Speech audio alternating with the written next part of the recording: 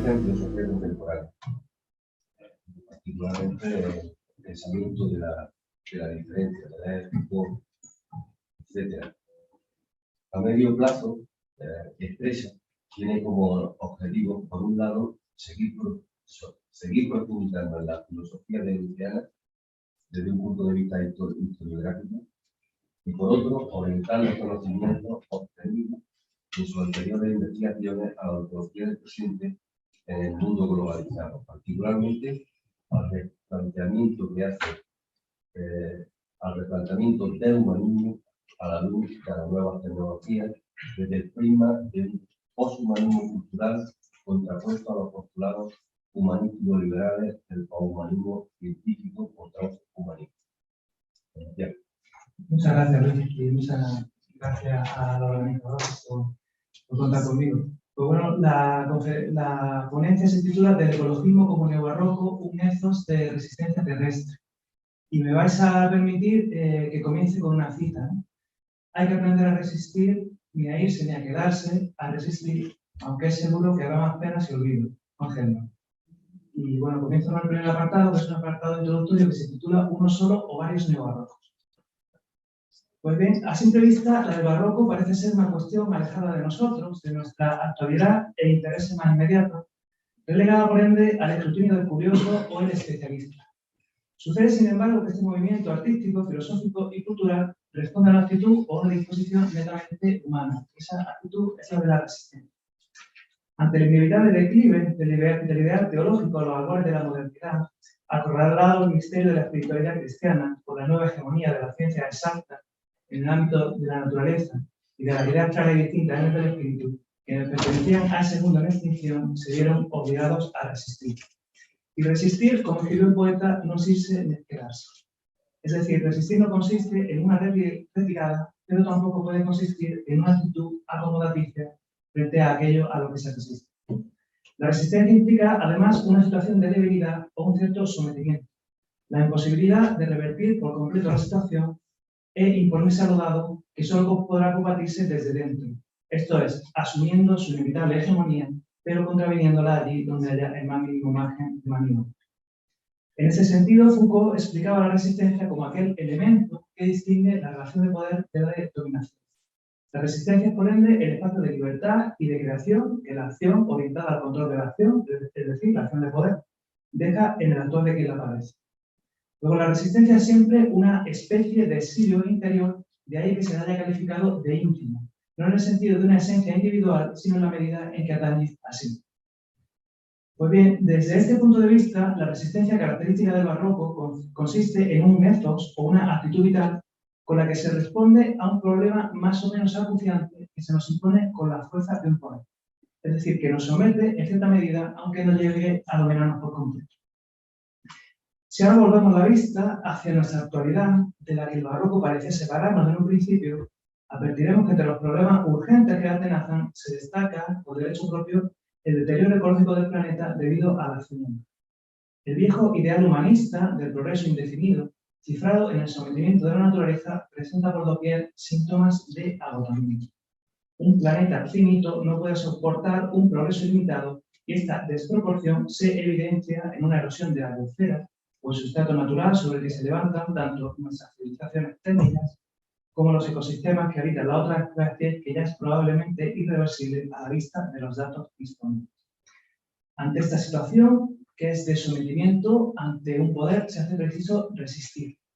Y la vanguardia de esta resistencia es un amplio y variado movimiento ecologista que trata de concienciar a ciudadanos e instituciones con mira a que se adopten medidas que logren, si no ya revertir, lo cual parece imposible, sí al menos atenuar las consecuencias del desastre ecológico en ciernes.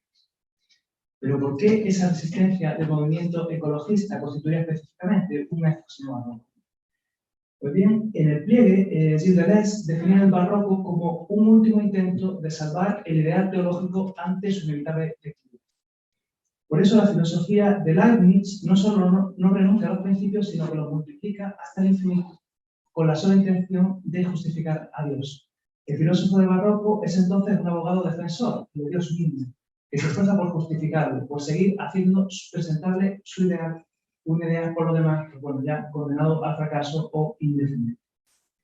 En sintonía con estas consideraciones, Deleuze afirmaba que en la actualidad vivimos en un neobarroco, en la medida en que la cultura de nuestro tiempo todavía pretende salvar un ideal en extremo comprometido, pero ese ideal ya no es teológico, sino antropológico. Al respecto, Peter Sloterdijk explicaba con elocuencia que el problema capital de la antropología al que trataba de responder el humanismo no era otro que el amansamiento del ser humano. Con otras palabras, ¿qué amansará al animal indómito que somos los Homo sapiens si el humanismo incumple al cabo su promesa de domesticación? Y las fallas de la cultura o el progreso moral en el desarrollo de la civilización o el progreso material que certifican nuestra todavía deficiente domesticación se manifiestan de manera especialmente significativa en ese deterioro ecológico del planeta, el cual pone en peligro pues, la continuidad de la misma vida sobre la Tierra, comprometiendo en extremo el ideal antropológico acuñado en el humanismo. En el trabajo que presenté en la anterior edición de este congreso, exploraba una dimensión, a mi juicio, negativa del neobarroco, la que constituye el llamado transhumanismo, un movimiento cultural e intelectual que decreta con Sloterdijk el fracaso del paradigma humanista de civilización y apuesta por la sola tecnología como mecanismo civilizador del ser humano. Argumentaba entonces que el movimiento transhumanista puede considerarse neobarroco en la medida en que pretende todavía salvar el ideal antropológico, aunque paradójicamente lo haga a expensas del propio ser humano, ora promoviendo su sucesión por parte de un linaje no biológico, ora transformándolo en su misma condición hasta volverlo irreconocible. Pues bien, en este trabajo me gustaría indagar otra dimensión del neobarroco, la que constituye el ecologismo actual, que también trata de salvar el comprometido ideal antropológico y también recurre para ello a una instancia que difiere de él. Pero esa instancia no es ya trascendente por respecto al ser humano, como lo era la tecnotopía neoliberal del Dios con prótesis transhumanista, sino estrictamente inmanente. Se trata de tomar como ideal regulativo de nuestra civilización una agencia que no es ya humana, sino terrestre. ¿Vale? Esta agencia va a ser elucidada mediante la consideración de la hipótesis. Y pasamos al siguiente apartado que se titula Del ser humano como fuerza natural, la época de la antropoceno. Y es que, ante todo, resulta necesario que nos situemos en nuestra época desde una perspectiva poco habitual hasta ahora, a la que, no obstante, pues, nos deberíamos ir acostumbrando. Esa perspectiva es la geológica. Tradicionalmente, la geología había sido una ciencia más bien discreta, que describía los cambios experimentados por el planeta en periodos temporales de miles e incluso de millones de años, basándose en los registros que estos dejan en los datos terrestres. Nada que ver, pues, con la espectacularidad de otras ciencias como la biología o la física. Y es que el estudio callado sobre las transformaciones subterráneas de los más grandes objetos de la naturaleza que realiza esta disciplina respondía hasta hace poco a una división temporal, por así decirlo, inhumana, en tanto que excesiva, para que sus percepciones resultaran de interés para la vida actual de nuestra especie, cuyo origen se remonta tan solo a 200.000 años de los 4.533 millones de miles de años de antigüedad que se estima tiene nuestro planeta. Por eso hubo quienes tomaron la geología de la moral, de que hablaban visionariamente de Deleuze y Guattari ya en 1980, como una excentricidad de dos autores habituadas a ellas. Recientemente, sin embargo, la situación de la geología con respecto a nuestras vidas ha dado un vuelco inesperado. En las últimas 2 décadas, el debate acerca de la situación ecológica del planeta Tierra ha estado invariablemente ligado a la palabra antropoceno, acuñada en el año 2000 por el premio Nobel por Joseph Crutzen durante una discusión en el marco de un congreso. Con esta palabra, este eminente químico quería significar a su interlocutor que la categoría de Holoceno resultaba ya insuficiente para dar razón de la especificidad de la época geológica actual dentro del periodo cuaternario, habida cuenta de que no era sensible a los importantes cambios que se habían operado en los últimos siglos, dada su gran amplitud temporal, que abarca entre los últimos, se estima, 10.000 y 12.000 años. Ese mismo año volvió a emplear la palabra en un trabajo publicado, pero no sería hasta 2018 cuando el geólogo Jan Salasiewicz, a la cabeza de un nutrido grupo de colegas, propuso en el boletín de la Sociedad Americana de Geología calificar como antropoceno a la época geológica actual. El Holoceno, por su parte, es una época geológica interglacial, es decir, es una época geológica posterior a una glaciación, sin que se pueda descartar que no vaya a haber otra en el futuro, no vaya a haber otra en el futuro. Como digo, una época geológica interglacial cuya fase temprana se caracterizó por un pronunciado aumento de la temperatura del planeta y el nivel del mar.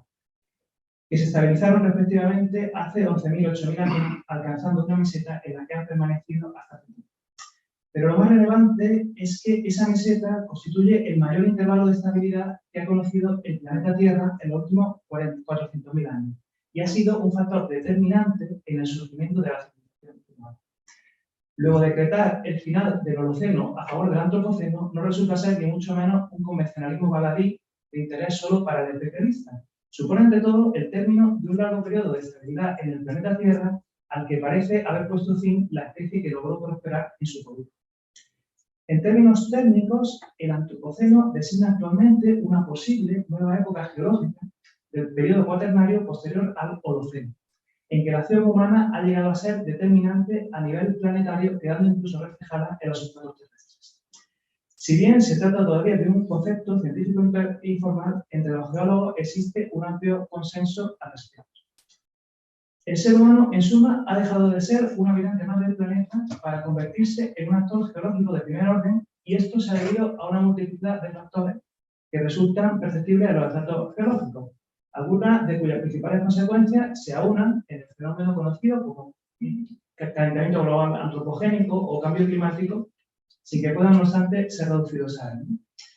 Y bien, de acuerdo con el grupo de trabajo sobre el Antropoceno de la Comisión Internacional sobre Estratigrafía, los fenómenos asociados con esta nueva época geológica incluyen, y cito, un aumento del orden de magnitud de la erosión y el transporte de sedimentos asociado a la urbanización y la agricultura, perturbaciones antropogénicas marcadas y abruptas de los ciclos de elementos como el carbono, el nitrógeno, el fósforo y varios metales, junto con nuevos compuestos químicos, cambios ambientales generados por estas perturbaciones como el calentamiento global, el aumento del nivel del mar, la acidificación de los océanos y la propagación de las zonas muertas oceánicas, los rápidos cambios en la biosfera, tanto en la tierra como en el mar, como resultado de la pérdida de hábitat, la depredación, la explosión de las poblaciones de animales domésticos y las invasiones de especies, y la proliferación y dispersión global de muchos nuevos minerales y rocas, incluyendo el hormigón, las cenizas volantes y los plásticos, así como los innumerables termofósiles producidos a partir de estos y otros materiales.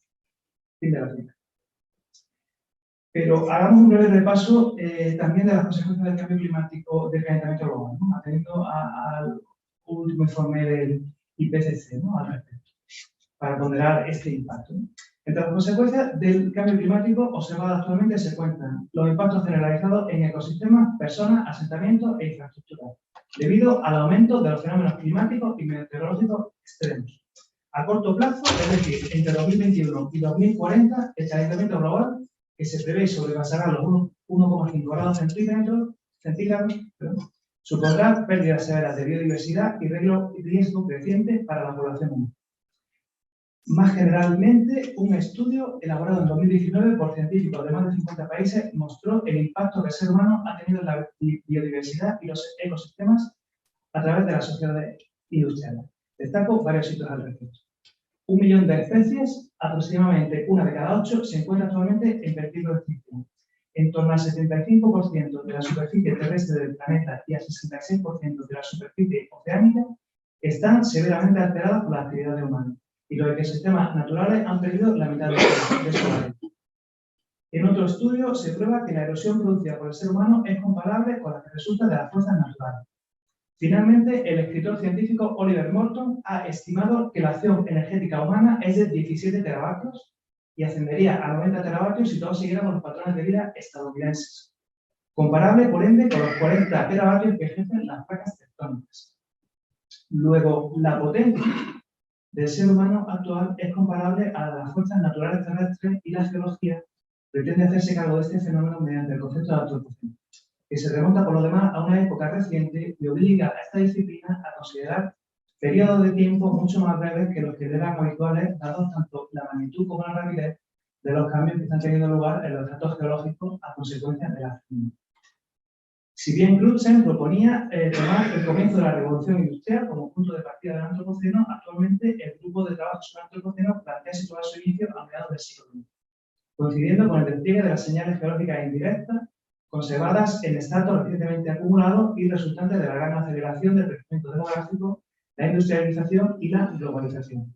Esta nueva línea de demarcación constituye la propuesta actual de formalización científica del término, por parte del Grupo de Trabajo sobre el Antropoceno, que fue aprobada en 2019 con una mayoría del 88%. En cualquier caso, ¿no? Y más allá de los datos, lo más relevante para nuestros intereses es el profundo trastorno de una disciplina sobria, como la geología, que ha supuesto el enorme impacto de la acción humana sobre el planeta en las últimas décadas, llevando a muchos de sus más eminentes especialistas a bordear el activismo político e incluso a poner en cuestión algunas de las certezas inamovibles del paradigma humanista desde la modernidad. Bruno Latour ha resumido elocuentemente la situación de lo cito. Me resulta maravilloso que este oxímeno de la geología y la humanidad sea producto de las arduas reflexiones de geólogos serios que hasta no hace mucho tiempo eran totalmente indiferentes a los giros inesperados de las investigaciones en ciencia humana. Ningún filósofo posmoderno, ningún antropólogo, ningún teólogo liberal, ningún pensador político habría osado ponderar la influencia de los humanos por la misma escala que los ríos, los volcanes, la erosión y la geoquímica. ¿Qué constructivismo social resuelto mostrar que los hechos científicos, las relaciones de poder, las relaciones de desigualdad entre los sexos no son sino episodios históricos fabricados por los humanos? Se habría atrevido a decir lo mismo de la composición química de la atmósfera. Luego, el concepto antropoceno desborda enseguida el ámbito de la geología en el que había surgido para convertirse en el concepto filosófico, religioso, antropológico y político más pertinente para comenzar a apartarnos de una vez de la modernidad. No en balde, pone en cuestión algunas de las divisiones sobre las que se ha erigido el edificio del humanismo a partir de la época moderna, como la distinción clara y distinta entre el ser humano y su medio, por un lado, y los demás seres vivientes de la Tierra y su ecosistema, por el otro, o por expresarlo con los términos habituales de la filosofía, el antropoceno hace enfocar la distinción entre la naturaleza y la cultura. Como sostiene Latour, cito, con el concepto de antropoceno, los dos grandes principios unificadores, la naturaleza y el humano, se vuelven cada vez más inverosímiles. Fin de la cita. Y ello puesto que el antropoceno muestra, por un lado, que la naturaleza y la cultura se encuentran inevitablemente implicadas y desmiente, por el otro, que la agencia humana moderna pueda constituir un agente válido para la historia, en la medida en que se ha mostrado incapaz de representarse las consecuencias de sus propias acciones y conducir la misma de acuerdo con un proyecto mínimamente solvente.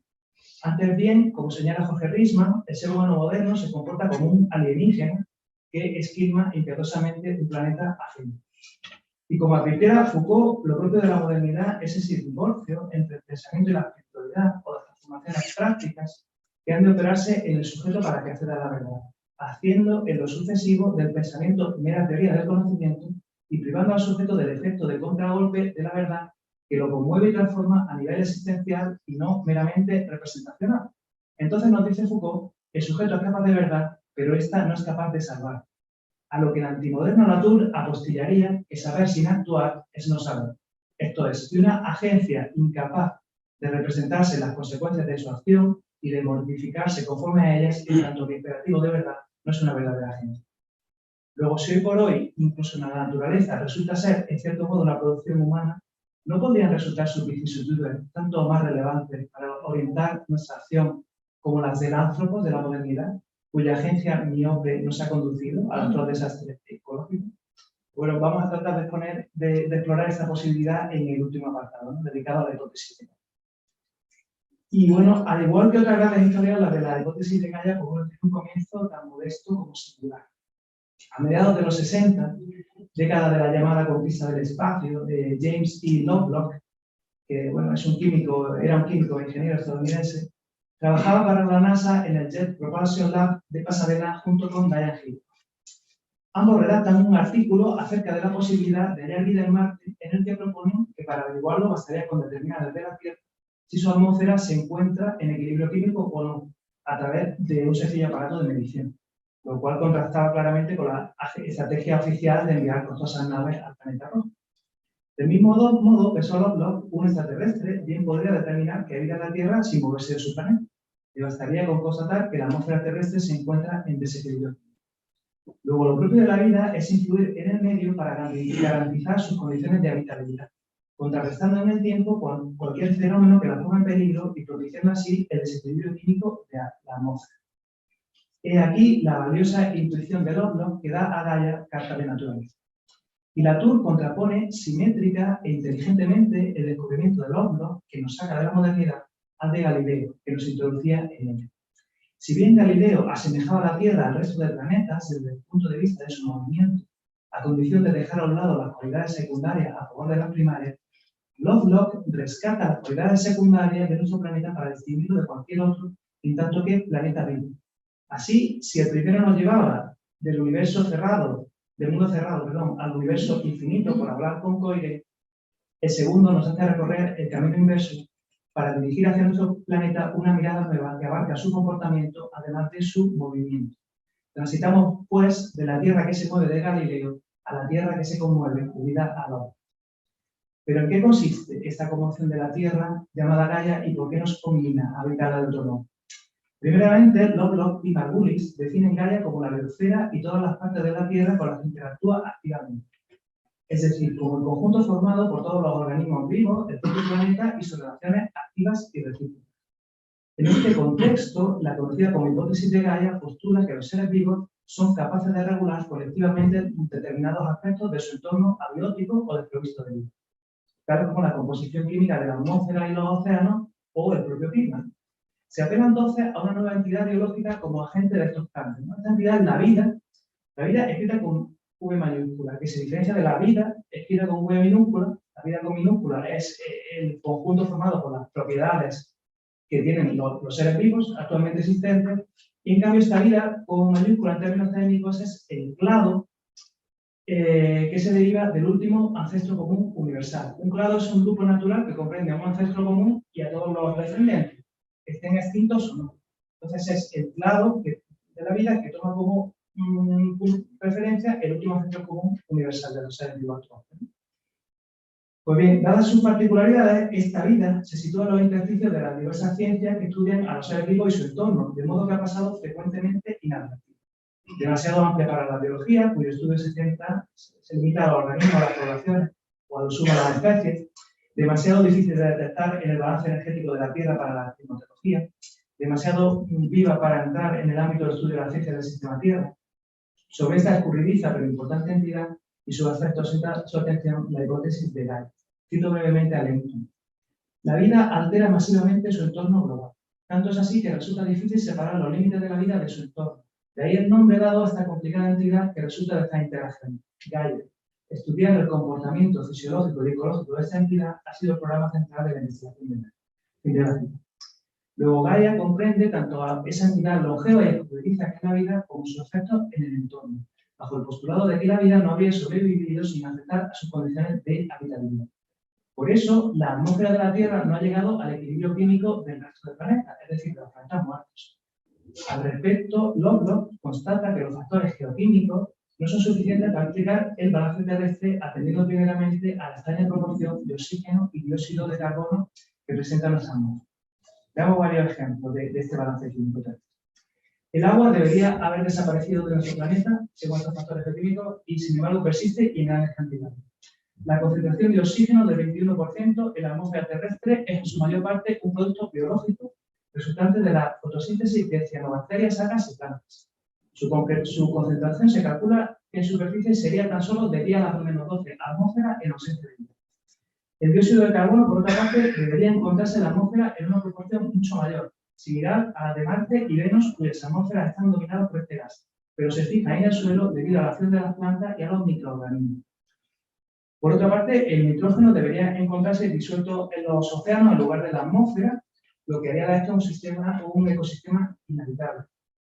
¿Vale? En resumidas cuentas, el comportamiento de la Tierra resulta, como digo, inexplicable desde factores exclusivamente geoquímicos, por lo que, según Lovelock, es preciso tener en cuenta la actividad de los seres vivos y abordarlo desde una perspectiva fisiológica. Y el resultado es Gaia o la Tierra como agente, que debe evitar dos escollos contrapuestos. De un lado, el reduccionismo de los geoquímicos y del otro, la totalización en un sistema previamente unificado que conlleva la metáfora del aparato técnico que crea Lovelock, aparato técnico entendido como una especie de supertermostato que requiere de un superingeniero, es como un nuevo avatar del relojero divino, o por otra parte la metáfora del superorganismo, ¿sabes? Y la prosa de Lovelock balbucea torpemente en su libro entre estas distintas metáforas en busca de esa frontera. En cualquier caso, una cosa es clara. Para renunciar a todo holístico que conlleva la metáfora del superorganismo, que es la más viable de las anteriores, es preciso renunciar previamente a las partes. Y tanto Lovelock, Margulis, Lenton o Latour son conscientes de ello cuando, de un lado, derriba la barrera epidérmica que separa a cada organismo de su entorno abiótico, considerando a este último como parte integrante del propio organismo a la manera de la concha de un caracol, y también cuando del otro lado hacen lo propio con las barreras individuales y específicas entre los organismos, al tomar esa vida con mayúscula como referencia de los cambios operados. Más que un superorganismo, vaya pues una especie de cuerpo sinónimo. Asimismo, frente a los darwinianos que entienden que el organismo se adapta a su ambiente, Lovelock sostiene que cada organismo adapta el ambiente así de acuerdo con su interés. Pero esto no socava la compatibilidad de la teoría de Gaia con la biología evolucionista. Únicamente integra la evolución de los organismos y de su ambiente material en un único proceso. Tampoco conlleva la unificación de un interés colectivo que sobrepasase la suma de los intereses individuales y permitiera hablar de finalidad. Pues de esa suma resulta más bien una historia caótica y embrollada que es al cabo la historia de la Tierra tal y como la conocemos. Y esto hace de nosotros, los Homo sapiens, unos seres más terrestres que modernos. Esto es, la Tierra deja de ser simple escenario, una red extensa sobre la que se efectúa la agencia humana para devenir ella misma en parte constituyente de nuestra especie en su mismo proceso evolutivo. Constatación que quita solo los pies a aquellos planteamientos postmodernos, en sentido literal, que actualizan el ultramundo nietzscheano, ahora en una utilización ideológica del futuro, como época finalmente pacificada por una tecnología que nos hará dueños y señores de nuestra propia evolución, ahora en la promesa, no menos ideológica, de una nueva vida en otro planeta, cuando este se haya vuelto inhabitable a causa de nosotros. Y lo definitorio de nuestra época, que es la del antropoceno, es la paradoja, como digo, de que esa agencia terrestre entre en conflicto con la propia agencia humana elevada a fuerza natural. Latour lo expresó con maestría, lo cito. La Tierra se ha convertido en un agente y ya no en el telón de fondo de la agencia humana.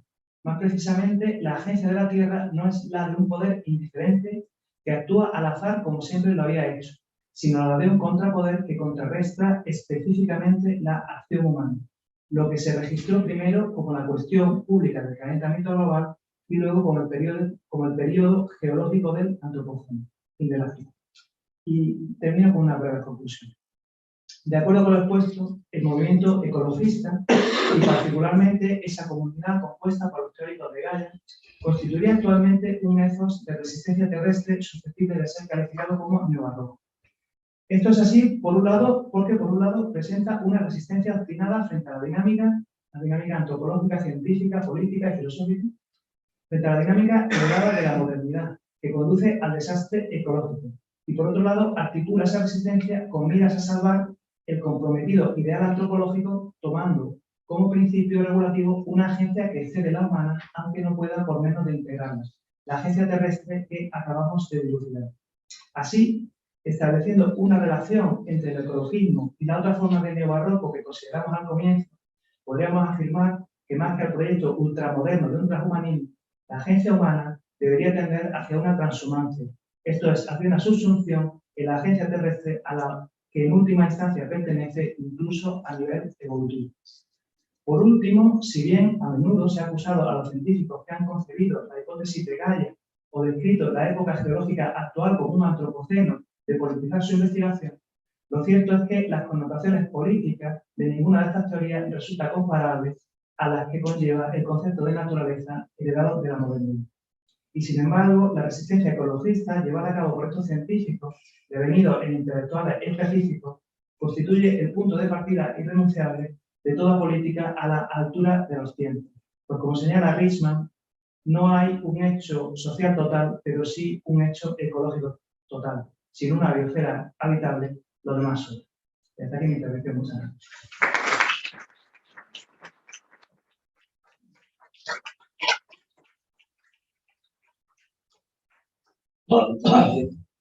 Ponemos ahora un cuarto de hora, 20 minutos para el diálogo.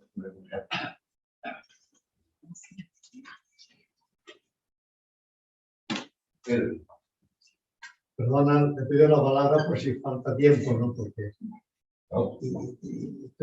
me siento obligado a hablar después de haber escuchado estas hermosas ponencias, ¿no? Muy brevemente, como tres sugerencias, comenzando por el primero, agradezco mucho la puta que está hecho de pasada de mí. Bueno, eso lo que prueba es que el barroco es una ontoteología, ¿no? Y hay que ir no solo a las fuentes literarias, sino filosóficas. Hay que tomarse esto en serio. Un Descartes, un Malebranche, un Leibniz, un Spinoza, un Gracián, etcétera, etcétera, ¿no? Y bueno, y toda esa constelación es riquísima, ¿no? Y tú lo has demostrado, usted lo ha demostrado, ¿no? Por su intervención, ¿no? El tema es, dicho brevemente, Dios se ha retirado de la escena, o lo han retirado. Esto ocurre en la Baja Edad Media, justamente con la obra de la teología voluntarista de Ockham y de Bill. Dios se ha retirado, lo ha retirado, entra el hombre entra glorificado también, con cierta obra sagrada, etcétera, ¿no? Y de inmediato comienza a sospecharse que el que ha entrado en escena no satisface plenamente a sí mismo. Entonces comienza una época de ontoteología, pero de alguna manera indirecta, ¿no? Es decir, que ya no puede ser centrada antropológicamente, ¿no? Porque el nuevo sujeto que ha entrado a sustituir al divino no se basta para, salvo que dé un espectáculo grotesco, ¿no? De su propia autoglorificación, ¿no? Y en este momento entra en escena la ontoteología. Y por lo siguiente, literatura sí, pero metafísica a palo lleno, si no, no entendemos todo. El caso es claro que al Dios retirarse de la escena y el hombre, en su propia, ha quedado una luz confusa, ambigua, equívoca, etcétera, de un mundo cifrado, ¿no? Ya no sé cómo se descifra, ¿no? ¿Hay un texto originario o no? Se utiliza, es un Deus Cognitus, has dicho, ¿no? Por razón, es un Deus Cognitus cuando está revelado de algún modo por la fe, pero se utiliza la fe como un texto abierto, plausible, etcétera, y siquiera desgraciado. Entonces, es curioso que se descifra la cifra, pero el texto con que se descifra la cifra es un texto que absolutamente no queda absolutamente puesto a la luz, ¿no? Puesto que el descifrador mismo tiene que descifrarse, que es el hombre. Todo esto hace una época tremendamente confusa, hermenéutica, ¿no? En que lleva tantas partes, pero como ausente, como yéndose y no yéndose, en el inframundo y el transmundo, en fin. Pero eso es pura metafísica. Y yo creo que los roques hay que tenerlo así, vamos a hacer juicio. De lo contrario.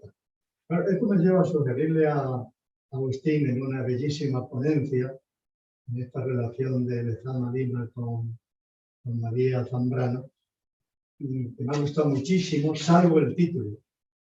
Porque, claro, Lezama Lima, la estética como filosofía primera es la filosofía primera.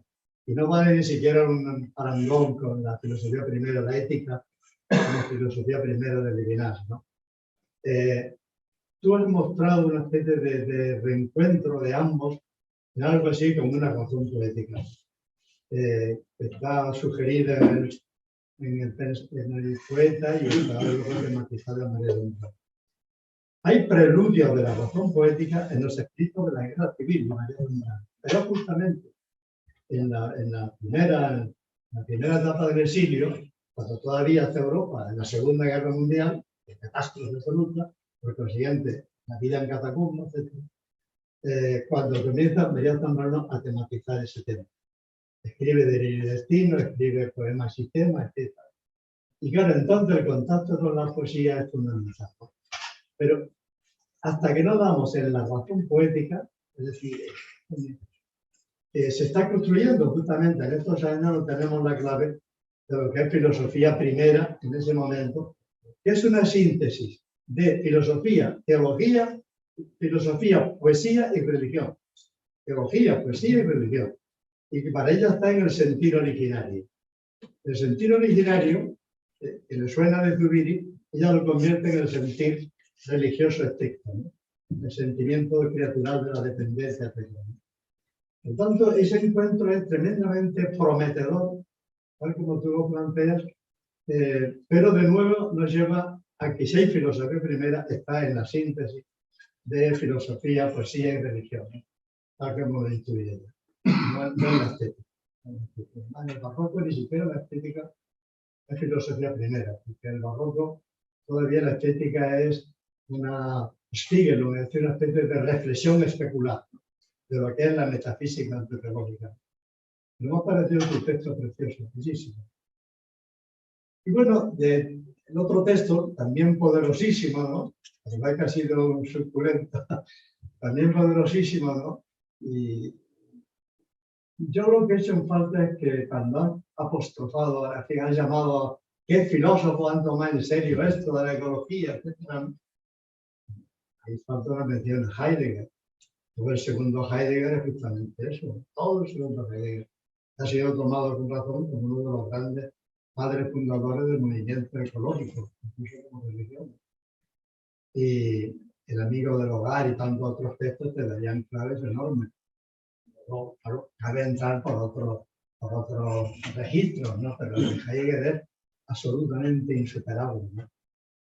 Y entonces, porque yo te sugiero, si cabe interpretar la ontología barroca como una especie de no sé cómo llamarla de falta, es decir, una ontología de Gaia como, que no sería ya ontología, sino no sé cómo referirme a ella, ¿no? Y entonces podríamos tener quizás alguna similitud formal, ¿no? De este movimiento ecologista entendido como una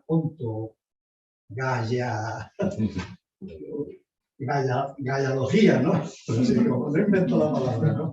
Podríamos tener alguna similitud formal como después la ontología en el pensamiento, a veces explícita, a veces preguntante, a veces la de hermenéutica, etc. ¿No? Pero han parecido tres intervenciones absolutamente ejemplares, ¿no? Cada una suficiente. Yo me felicito seriamente, me felicito de que no he podido ir esta mañana a reto, pero me felicito de que aquí en Granada se puedan presentar estas palabras. Y bueno, a los tres.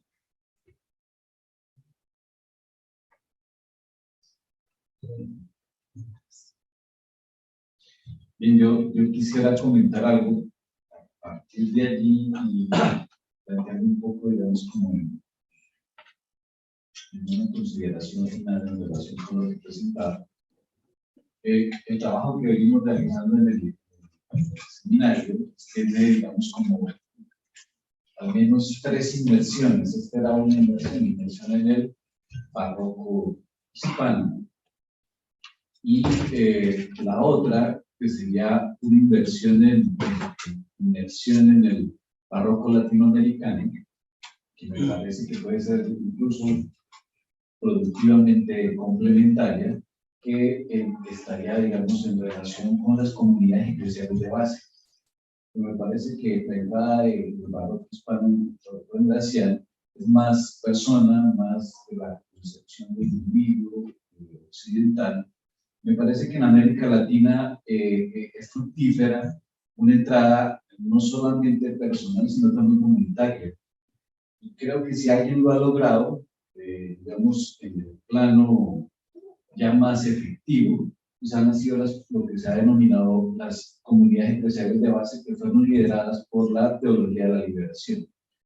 Ahora, lo mismo que hacemos con Gracián, podríamos hacerlo en América Latina con el barroco latinoamericano. Bueno, si pasamos por la muerte de Dios, ¿qué nos quedaría? Y creo que ahí hay una posición fructífera en relación con, digamos, el punto de partida, comunidad, ¿sí? Y cómo van emergiendo, digamos, nuevas manifestaciones, diría yo, neobarrocas de comunidad. Tal vez incluso oponiéndose o contrarrestando un poco la figura de la soledad, que ha sido una figura muy icónica para América Latina, tanto en Octavio Paz, con una soledad laberíntica, como con García Márquez, con una soledad cíclica, 100 años de soledad, salimos de y volvemos a, ¿sí?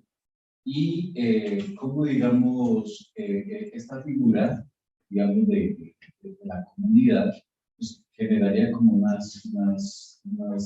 menos una posibilidad de inversión que me parece fructífera y que valdría la pena ponerlo en escenario, ¿no? La pregunta que estaría sería, ¿qué nos une aquí? ¿Qué nos une aquí? ¿Qué hace que además de un congreso y que haya una invitación que nos une? Era la pregunta un poco por la identidad. Si tuviéramos que llamar más allá de, o tomando a favor el águila que hay detrás y los leones que hay detrás, eso de la hispanidad, ¿sí? O la latinoamericanidad. ¿Qué nos une? El título mismo del evento está en nosotros, ¿no? Barroco y nosotros. ¿Qué es eso que nos une? Y cómo plantearlo, diría yo, desde una espiritualidad más allá de una identidad, no solamente conceptual, sino fundamental, en relación con eso que se supondría generar comunidad a partir de, digamos, de ciertas potencias, factores que pueden ser significativos. Bueno, muchas gracias Pedro, por las palabras y también por las sugerencias, ¿no? Cuando yo puse el título de estética, no hacía referencia o no quería hacer referencia a una teoría sobre la belleza, a una teoría sobre el arte, también por los sentidos. Si no levanto la boca, comentaba que cuando yo utilicé el término estética, no quería hacer referencia a una teoría sobre la belleza, no quería hacer referencia tampoco a algo sobre el artilismo, incluso el artilismo de la novela, de la poesía, sino que quería tomar la estética en su sentido más primario como sensibilidad, ¿no? Como teoría de la sensibilidad. Entonces, la estética, eso, hay algún apunte en el texto, me quería hacer referencia a ese elemento que creo que está siempre en el concepto de lo poético, en tanto que imagen, que arrastra siempre un elemento de lo sensible. Entonces, todo el texto, ¿no? Si no me he equivocado mucho, todo el texto hace un asunto, una referencia a eso, ¿verdad? Que está en el trasfondo, que emerge, y que emerge como imago, como imagen, y es ahí donde siempre creo que queda un momento, un resto de lo sensible mismo en la imagen. Entonces, a eso quería hacer referencia como la estética. Pero eso sería una precisión mayor. Esa parte y estoy completamente de acuerdo, ¿no? El barroco tiene que ser muy difícil. Pensar el barroco, tenemos que hacerlo en la clave metafísica. Las claves metafísicas del 17 no son las del neobarroco, por supuesto, ¿no? Pero sí que sigue habiendo ahí clave en el pensamiento. Y creo que María Zambrano hace una buena traducción de los elementos místicos, ¿no? Que están muy presentes en esta mañana, los ponen de una forma también con esa profundidad desde un punto de vista filosófico. Y creo que ahí está el mérito para adentrarse justamente en lo que es la poética de esta mañana a través de María Zambrano. El concepto, por ejemplo, de expresión que ha sido ligado al concepto de emergente, son conceptos plenamente metafísicos que tienen mucho que ver con el modo como se vive la realidad. El barroco y el neobarroco. La emergencia de ese fondo que al final se entiende en el neobarroco, a diferencia del barroco clásico, y ve como esa bajada a los infiernos. Y es que yo en Bando, siglo XX, ¿no? Hemos vivido infiernos que no se vivió Bueno, pues yo le quería dar las gracias a Pedro por su amabilidad y su buena consideración y también pues, por la referencia. Claro, evidentemente pues se me dan ausente del ecologismo filosófico era Heidegger, que no estaba presente por cuestiones de espacio, ¿no? Y de, pues claro, evidentemente Heidegger no habla de la complejidad, ¿no? Una cuestión de temporalidad, aunque sí creo que podría venirse sus planteamientos a esto. Claro, la noche de Heidegger, pero también Ortega. Que en Ortega de la meditación de la técnica, al final, la hipótesis de Gaia y otra teoría paralela, pero que estudia el mismo fenómeno, pero de una manera más local, que es la teoría de la construcción cultural del nicho en biología, al final es el postulado de Ortega en la meditación de la técnica, ¿no? El hombre no habita un medio natural, el hombre construye su medio, habita un medio técnico y de esa manera pues, se gana cierta ventaja, ¿no? Para su vida. Y claro, tanto Gaia como la teoría de la construcción cultural del nicho, que lo que van a hacer, pues, generalizar lo que dice Ortega a propósito del ser humano a todos los seres humanos. Es decir, al final, la evolución no es tanto la evolución del individuo, sino que es la evolución del individuo y la del medio. Como si fuera una parte como la concha del caracol, es muy elocuente la imagen. Pues, Bueno, entonces volvemos a la 5 y aprovechamos para alimentar a